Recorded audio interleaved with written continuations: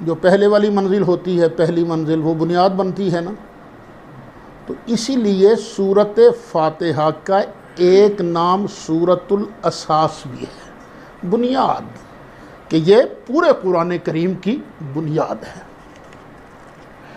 سورۃ فاتحہ کو اللہ تعالیٰ نے بڑی عظمت عطا کی ہے۔ ترتیب کے اعتبار سے یہ سورت سب سے پہلے نمبر پر ہے۔ ایک، قرآن کریم میں کوئی سورت اگر مکمل طور پر نازل ہوئی پہلے تو وہ یہی سورۃ فاتحہ ہے۔ کئی صورتیں ایسی ہیں نا جن کی آیتیں نازل ہوتی رہیں، ایک آیت اتر گئی، دو آیتیں اتر گئیں، تین آیتیں اتر گئیں، لیکن سب سے پہلے جو پوری سورت نازل ہوئی وہ کون سی سورت ہے؟ سورۃ فاتحہ۔ اچھا، ایک بات اور بھی ذہن میں رکھیے کہ یہ جو 114 صورتیں ہیں، کچھ صورتوں کے اوپر آپ کو لکھا ہوگا مکیہ، کچھ کے اوپر لکھا ہوگا مدنیہ، کچھ صورتیں مکیہ ہیں، کچھ صورتیں مدنیہ ہیں۔ مکی صورتیں وہ ہیں جو ہجرت سے پہلے نازل ہوئیں، اور مدنی صورتیں کون سی ہیں؟ جو ہجرت کے ہاں کہیں بھی نازل ہوئی ہوں۔ ہجرت سے پہلے نازل ہونے والی صورت کو مکیہ کہتے ہیں، اور ہجرت کے بعد نازل ہونے والی صورت کو مدنیہ کہتے ہیں۔ اور یہ جو سورہ ہے، سورہ فاتحہ، یہ مکیہ ہے۔ اللہ تعالیٰ نے یہ نبی کریم علیہ السلام کو مکہ مکرمہ میں عطا فرمائی۔ 14ویں پارے میں ایک سورت ہے سورۃ حجر، اس کے اندر اللہ تعالیٰ نے ارشاد فرمایا وَلَقَدْ آتَيْنَاكَ سَبْعًا مِّنَ الْمَثَانِي، اے محبوب ہم نے آپ کو 7 مثانی عطا فرمایا۔ 7 مثانی، سبع کہتے ہیں 7 کو، مثانی کہتے ہیں جن کو دہرایا جائے، بار بار پڑھی جانے والی 7 آیتیں۔ اب آپ دیکھیں ہم نماز پڑھتے ہیں نا، نماز میں جہاں سے جی چاہے قرآن پڑھ لو، لیکن ایک سورہ ایسی ہے جن کو ہر رکعت میں بار بار پڑھا جاتا ہے۔ پہلی رکعت میں بھی فاتحہ پڑھتے ہیں، دوسری رکعت میں بھی فاتحہ پڑھتے ہیں، تیسری میں بھی فاتحہ پڑھتے ہیں، چوتھی، یا وہ سورت ہے جس کو بار بار دہرایا جاتا ہے۔ بعض علماء نے یہ بھی فرمایا ہے تو یہ سورت مکیہ، لیکن اس کے شرف کی وجہ سے، اس کی بزرگی کی وجہ سے اللہ تعالیٰ نے ایک مرتبہ پہلے اس کو مکہ مکرمہ میں نازل فرمایا، اور دوسری مرتبہ اس سورت کو اللہ تعالیٰ نے مدینہ منورہ میں نازل فرمایا، لیکن یہ اپنے شرف کے اعتبار سے ہے۔ اور ہے کتنی عظمت والی سورت! حضرت سیدنا ابی بن کعب رضی اللہ عنہ آپ ارشاد فرماتے ہیں کہ نبی مکرم شفیع معظم جان دو عالم صلی اللہ علیہ وسلم، میرے آقا پر میں بھی قربان، میرے ماں باپ بھی قربان۔ آپ ارشاد فرماتے ہیں کہ اللہ تعالیٰ نے تورات میں، انجیل میں یا کسی اور کتاب نے ام القرآن کا مثل نازل نہیں فرمایا، اور سرکار ارشاد فرماتے ہیں یہی سورت 7 مثانی ہے، یہی سورت 7 مثانی ہے۔ یہ بخاری شریف کے اندر موجود ہے۔ حضرت سیدنا انس رضی اللہ تعالی عنہ آپ ارشاد فرماتے ہیں کہ الحمدللہ رب العالمین، یہ افضل القرآن ہے۔ یہ جو سورہ ہے یہ سارے قرآن کریم میں سے افضل سورت ہے۔ حضرت ابو سعید بن معلہ رضی اللہ عنہ آپ سے روایت ہے کہ قرآن کریم میں سب سے عظمت والی سورت الحمدللہ رب العالمین ہے۔ یہ قرآن پاک کی سب سے عظمت والی سورت ہے۔ اور جناب سیدنا انس رضی اللہ عنہ یہ نبی کریم علیہ السلام کے خادم خاص تھے. یہ روایت کرتے ہیں کہ نبی کریم علیہ السلام نے ارشاد فرمایا کہ اللہ تعالیٰ نے مجھے احسان جتلا کر کچھ چیزیں عطا فرمائی ہیں. محبوبہ یہ چیز دے کر میں نے تجھ پر بڑا کرم کیا ہے. یہ احسان جتلا کر جو چیزیں عطا فرمائی ہیں ان میں سے ایک یہ بھی ہے کہ اللہ تعالیٰ نے ارشاد فرمایا محبوب میں نے تجھ کو فاتحۃ الکتاب عطا فرمائی ہے اور یہ میرے عرش کے خزانے کا تحفہ ہے. اللہ نے جو اپنے محبوب علیہ السلام کو عطا فرمائی تو کیا فرمایا؟ یہ میرے عرش کے خزانے کا تحفہ ہے. ایک اور صحابی ہیں ان کا نام ہے حضرت ابو درداء رضی اللہ عنہ. وہ فرماتے ہیں کہ نبی مکرم شفیع اعظم صلی اللہ علیہ وسلم نے ارشاد فرمایا میزان ہوتی ہے نا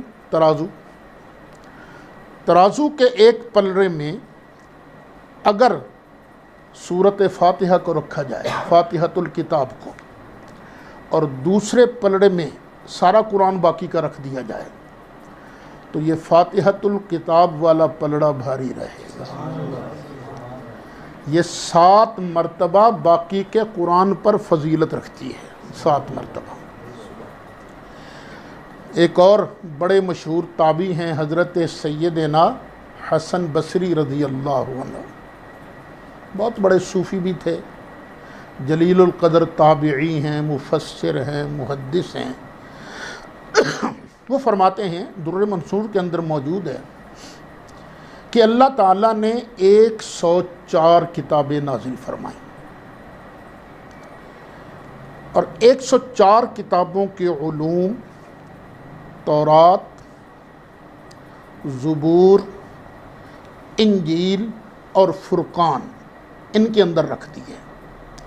کتنی کتابیں نازل فرمائیں؟ 104. سب کے علوم کہاں رکھے؟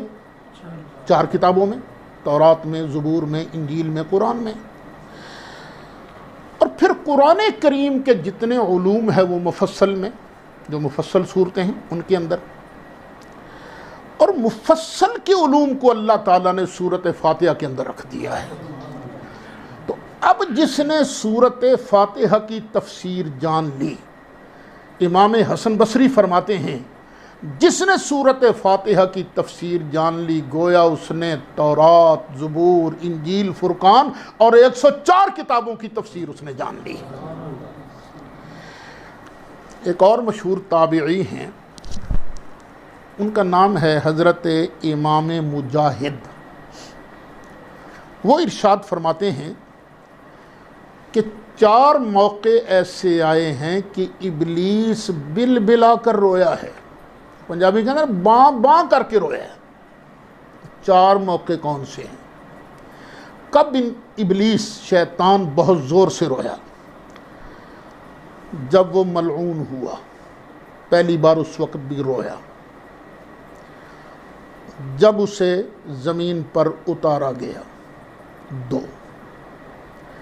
تیسرا جب نبی کریم علیہ السلام کی بعثت ہوئی 3. اور چوتھی مرتبہ جب اللہ تعالیٰ نے نبی کریم علیہ السلام پر سورت فاتحہ کو نازل فرمایا. تو یہ 4 موقع ایسے ہیں جن 4 موقعوں پر ابلیس بل بلا کے رویا ہے, بل بلایا ہے, رویا ہے. ایک اور امام ہیں امام سہیلی, ان کی ایک کتاب ہے الروض الانف. انہوں نے جو 4 مواقع بیان کیے ہیں جہاں شیطان رویا ہے وہ یہ ہیں کہ پہلی مرتبہ اس وقت رویا جب اللہ نے اسے زمین پر اتارا, ملعون کیا اس وقت.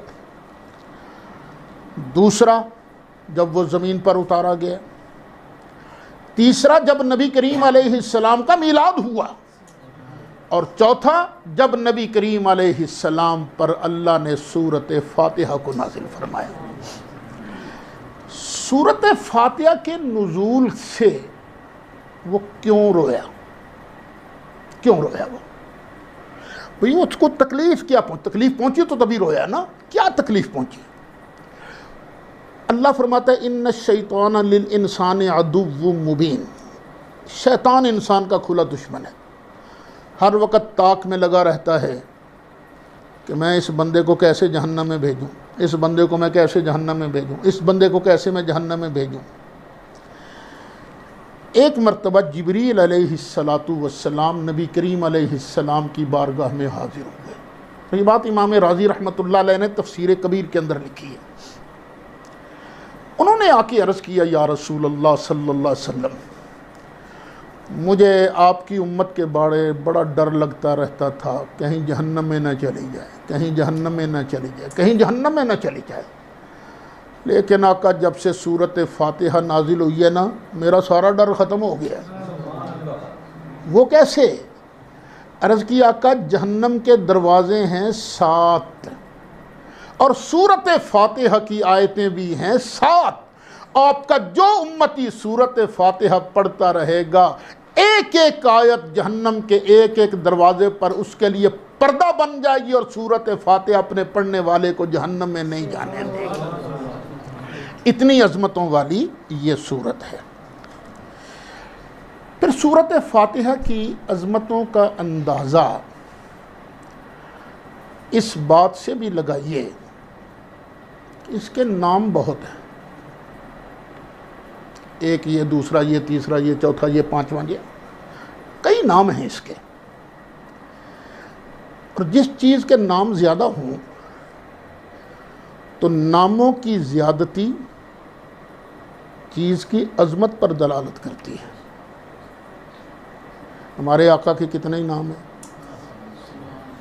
یہ ناموں کی زیادتی کس چیز پر دلالت کرتی ہے کہ آنے والا بڑا ہی عظمتوں والا ہے، اور میرا مالک اللہ رب العزت جو سب نبیوں کا مالک ہے، ہمارا مالک ہے، تمہارا مالک ہے، شرق و غرب کا، زمین و آسمان کا، ہر چیز کا مالک ہے۔ اس کے بھی تو کئی نام ہیں، متعدد نام ہیں نا اللہ تعالیٰ کے۔ کیوں؟ ناموں کی کثرت شے کی عظمت پر دلالت کرتی ہے۔ اسی طرح سورت فاتحہ کے کئی نام ہیں، اور یہ متعدد نام سورت فاتحہ کی عظمت پر دلالت کرتے ہیں۔ ایک نام ہے فاتحۃ الکتاب۔ کیا نام ہے؟ فاتحۃ الکتاب۔ اس پر بحث آگے بھی آئے گی۔ اور یہ نام کس نے رکھا ہے؟ نبی کریم علیہ السلام نے۔ فاتحۃ الکتاب، کتاب کی ابتدا، کتاب کا خطبہ، کتاب کا دیباچہ۔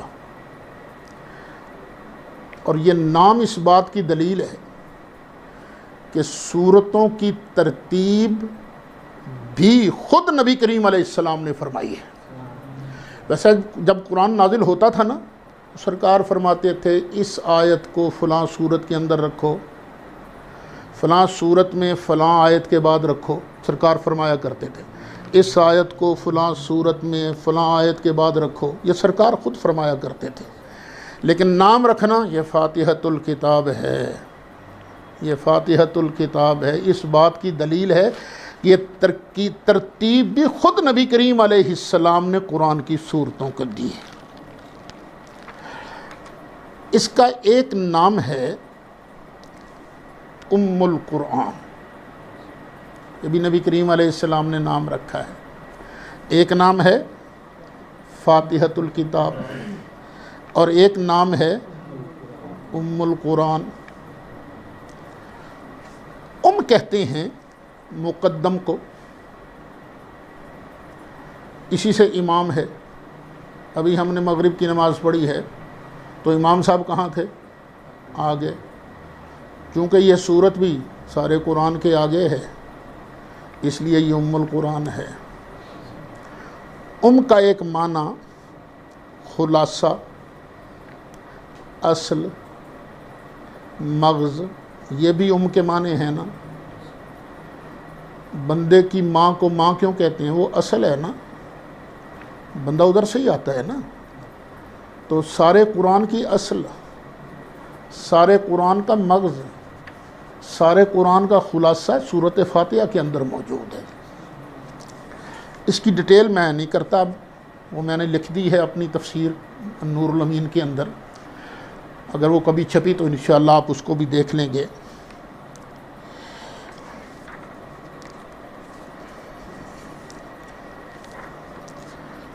اس کا ایک نام ہے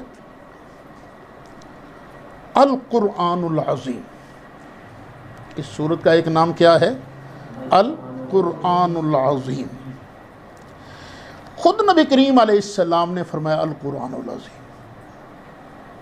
القرآن العظیم خود فرمایا۔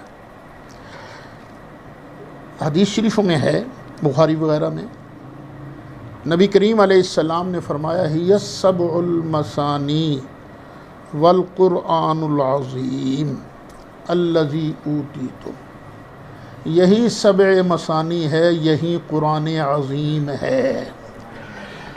اچھا، یہاں ایک بات عرض کر دوں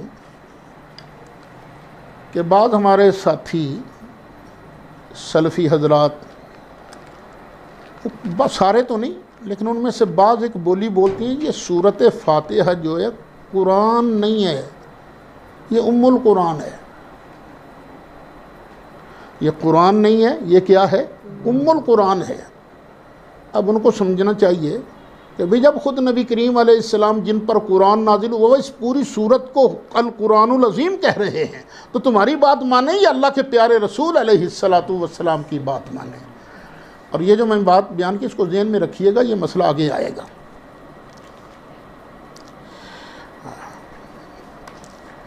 ایک نام اس کا السبع المثانی، جیسے کہ میں پہلے عرض کر چکا ہوں۔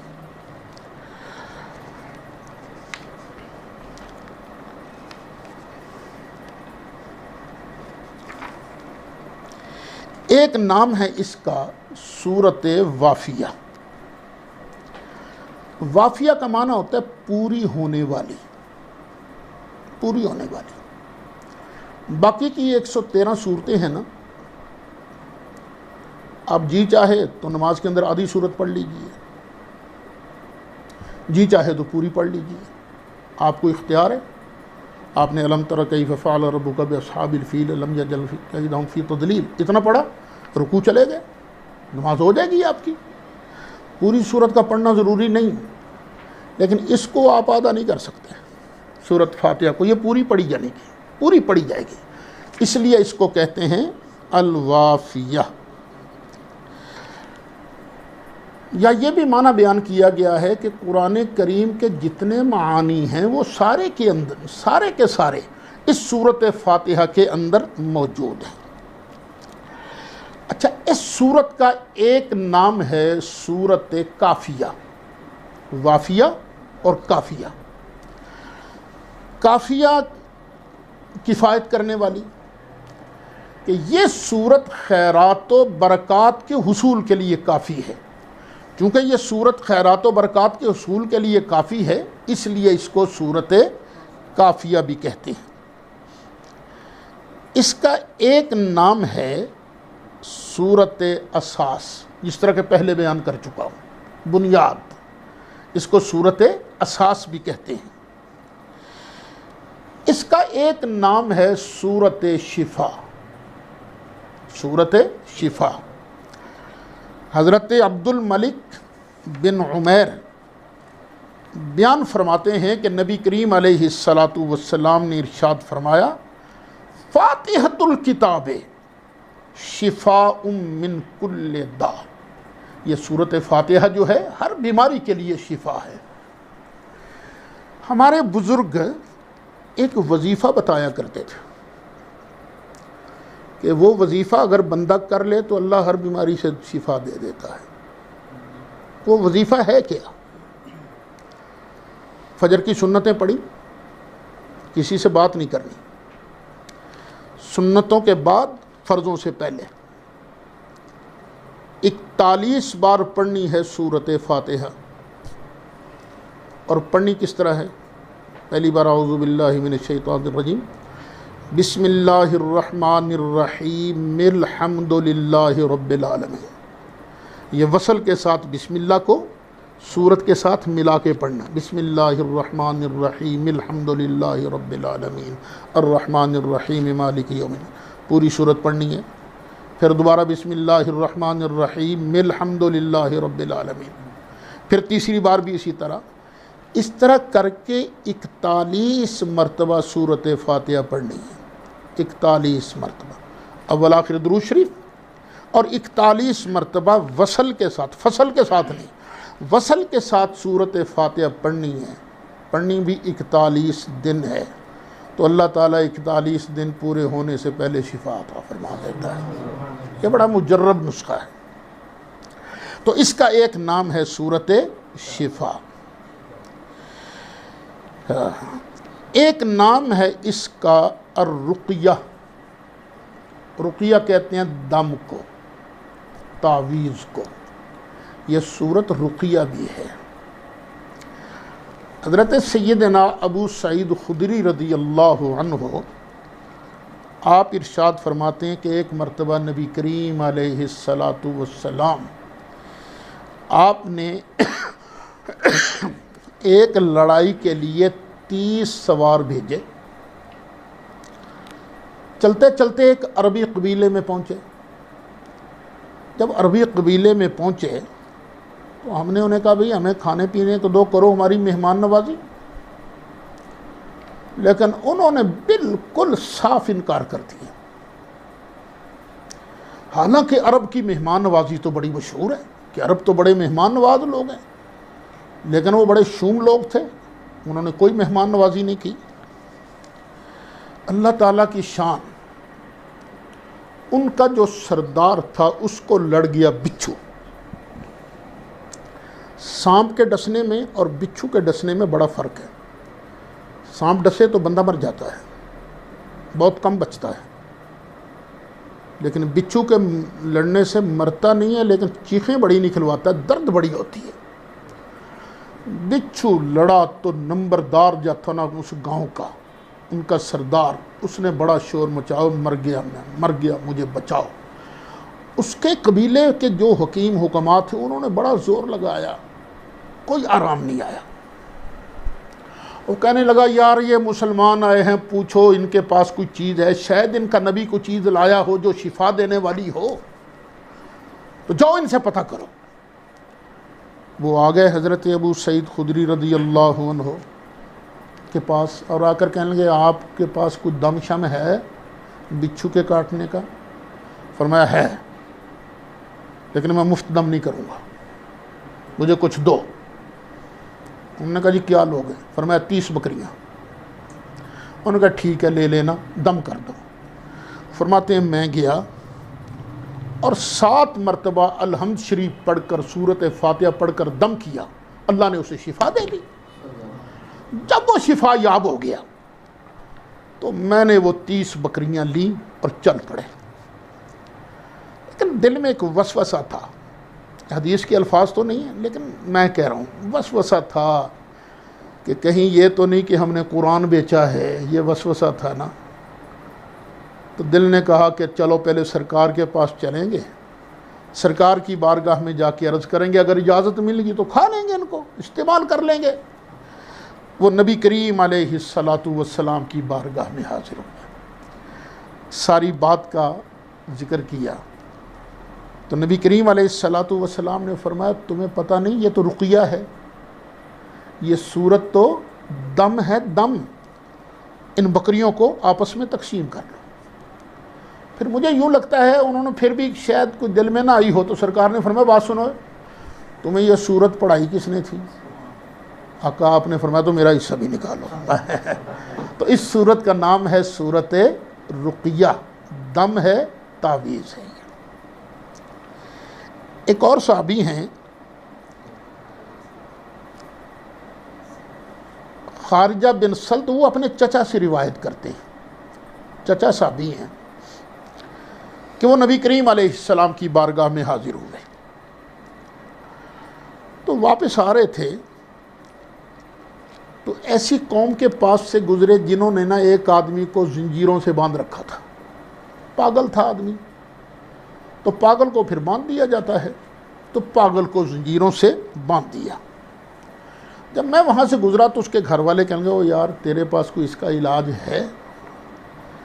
کیونکہ تمہارے آقا نبی کریم علیہ السلام ایک بڑی بہترین چیز لے کر آئے ہیں۔ خارجہ بن سلط کہتے ہیں میرے چچا نے کہا ہاں ہے میرے پاس۔ وہ فرماتے ہیں کہ پھر میں نے 3 دن تک صبح و شام فاتحہ پڑھ پڑھ کے دم کرتا رہا۔ 3 دن صبح و شام میں تھوک جمع کرتا، تھوک جمع کر کے اس پر مل دیتا، اس پاگل آدمی پر۔ اللہ تعالیٰ نے اس کو شفا عطا کر دی، اس کو شفا دے دی۔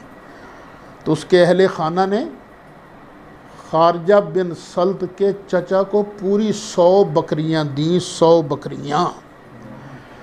تو وہ 100 بکریاں لے کر نبی کریم علیہ السلام کی بارگاہ میں حاضر ہوئے تو سرکار کی بارگاہ میں آن کے عرض کی ساری بات، تو سرکار نے فرمایا کل، تو کھا۔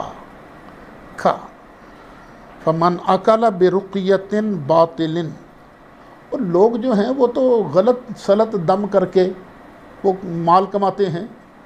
فقد اکلت برقیۃ حق، تو نے سچا دم کر کے یہ مال کھایا ہے۔ تو اس کا نام صورت رقیہ بھی ہے۔ اس سے ایک مسئلہ بھی معلوم ہوا کہ سچے کلمات پڑھ کے دم کرنا یہ گناہ نہیں ہے، یہ جائز ہے۔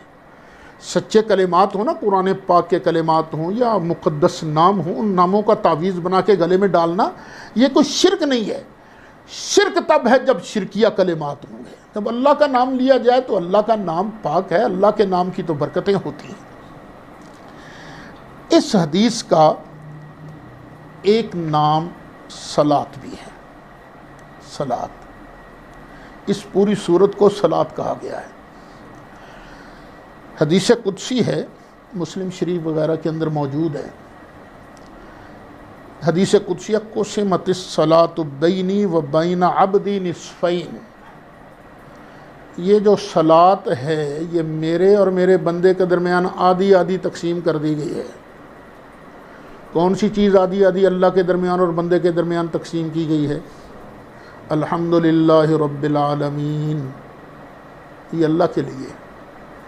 الرحمن الرحیم، یہ کس کے لیے ہے؟ اللہ کے لیے۔ مالک یوم الدین، یہ کس کے لیے ہے؟ اللہ۔ 3 آیتیں پہلی صرف اللہ کے لیے۔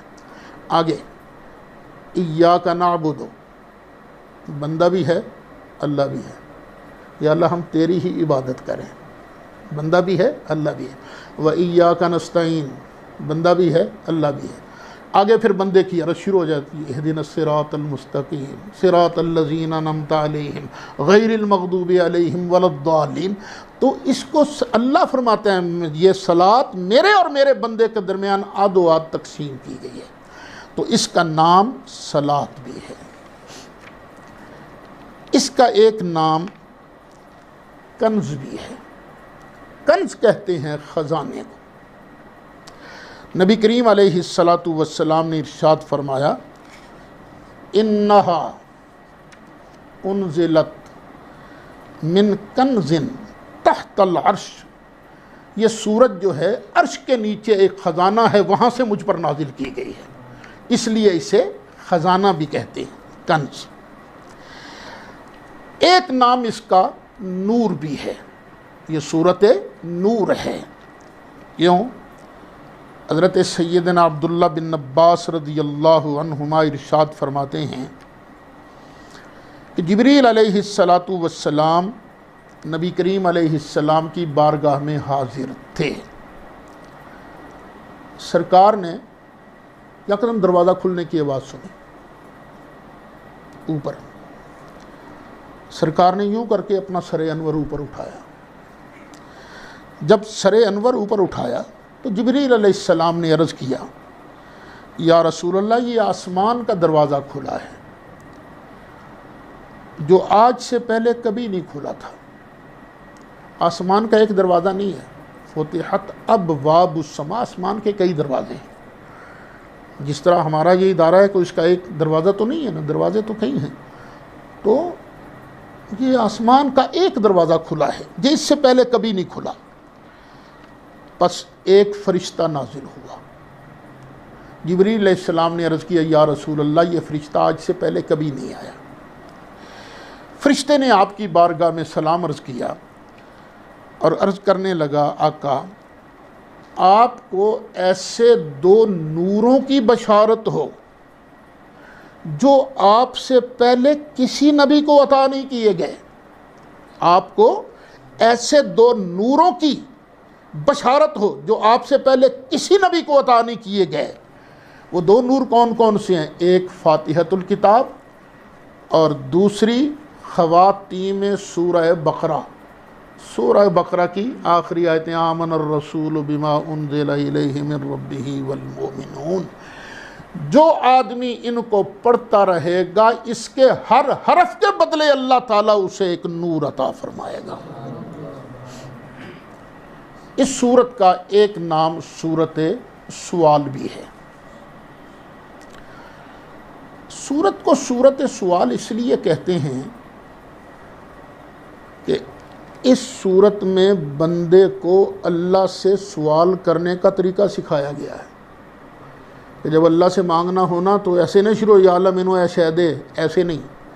پہلے اس کی صفت و ثنا کرو، اس کی تعریف کرو، اس کی عظمت بیان کرو، اس کی بزرگی بیان کرو، پھر اس کے بعد اپنا مدعا عرض کرو اہدنا الصراط المستقیم صراط الذین انعمت علیہم.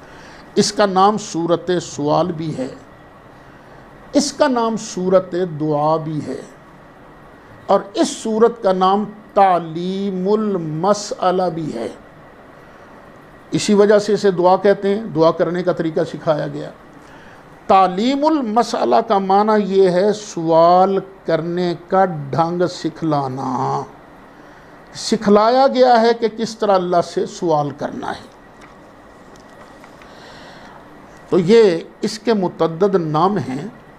تو یہ نام اس بات کی دلیل ہے کہ یہ سورت ہے کافی عظمتوں والی. کتنے مسئلے بیان ہو گئے؟ 3. ایک کہ قرآن کو قرآن کیوں کہتے ہیں. دوسرا سورت کو سورت کیوں کہتے ہیں. اور تیسرا سورت فاتحہ کی عظمت، اور پھر اس کے نام متعدد نام ہیں.